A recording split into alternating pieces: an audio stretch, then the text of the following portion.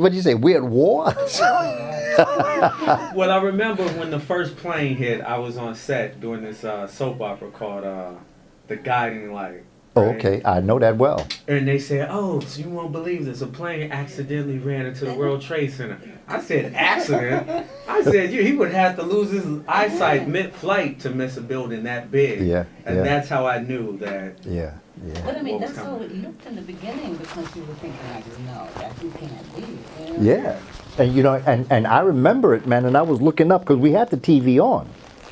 But I was just laying there. But And it then the second one and then the third one. Yeah. It was like, wow. Yeah, and the buildings collapsed. And then. So what do you think overall about 9/11? well, you know, when you stop and think about it, brother, if you know history and if you understand history, in my mind, what I was saying was, look what's falling on the African burial ground, because that's an African burial ground down there. You know, they found bones not too long ago, a couple years back. They didn't talk about it much. It just came up and then they didn't do anything more with it. But they found bones under the ground. And it could not have been the people that were in the building. Those were black bones. Those were African bones. Wow. Were they able to decipher what period? They shut it down. They shut all news about that down. This happened maybe 5 years ago. Wow. And you see, the bodies that were in the building that went through that were vaporized. So bones could not have been left behind. So to find bones when they were going to build the new towers, Right. those bones had to have been there before 2001. All down there, see, down there was all swamp at one time. Oh, and they did it sort of like New Orleans, put trash there to build on top of the trash. They built on top of that in order to build that business area. Okay. But that was, Africans and Jews were not allowed to be buried in New York proper. So they had to be buried down there. That's why that's an African burial ground.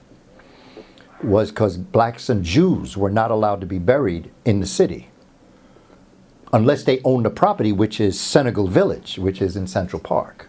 That's what Central Park. Can you break that down for me? Well, it's Senegal Village. It's not Senegal Village because that was first purchased by the African Methodist Episcopal Church.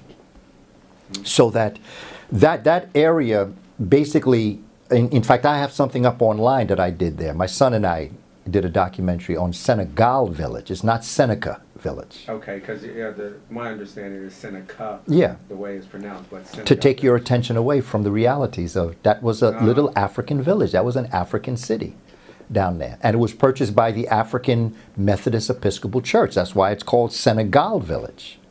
Do you know the parameter of the village and at what time the village was up? Well, you're dealing with with like late 1700s, early 1800s, just the whole scope of things. And you're looking at, and again, I may be off some, but it's in the 80s. And it ran between like Central Park West and 7th Avenue.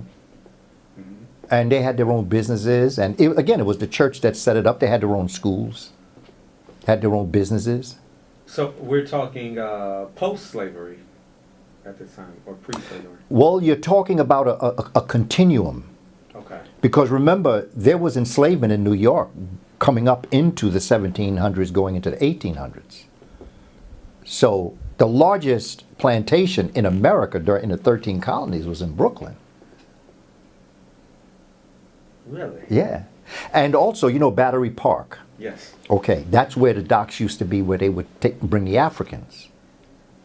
And they would march them across to the other side of New York, which would be Wall Street, where they would be sold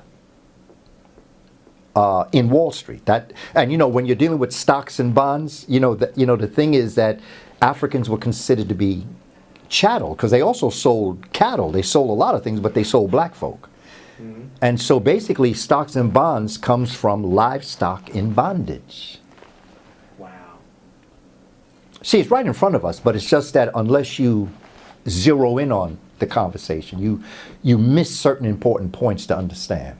It's veiled. It's really veiled. And also, because they brought so many Africans over, many times they could not house everybody in Wall Street, because, there's prisons under the Stock Exchange building.